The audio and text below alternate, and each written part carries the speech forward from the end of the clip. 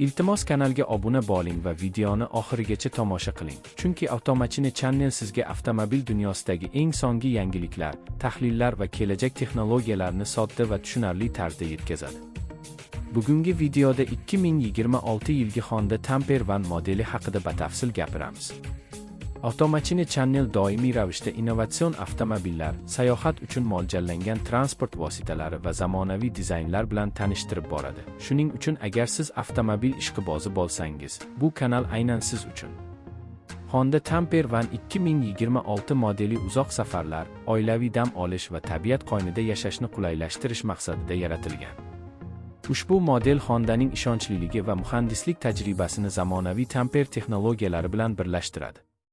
Tashqi ko'rinishda aerodinamik shakl, silliq chiziqlar va mustahkam kuzov ishlatilgan bo'lib, u yo'lda barqarorlik va yoqilg'i tejamkorligini oshiradi. Old qismida LED faralar, keng radiator panjarasi va baland klirens mavjud bo'lib, u turli yo'l sharoitlarida ishonch bilan harakatlanishga yordam beradi. Ichki makon keng va funksional qilib ishlab chiqilgan.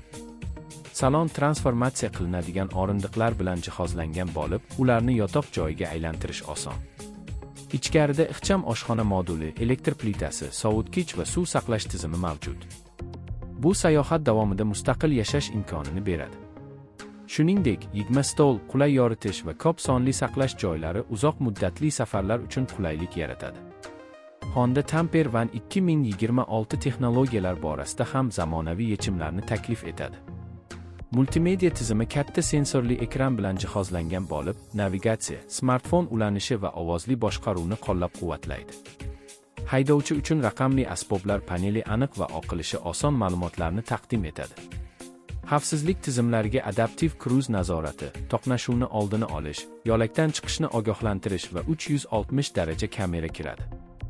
Dvigatel variantlari yo'q.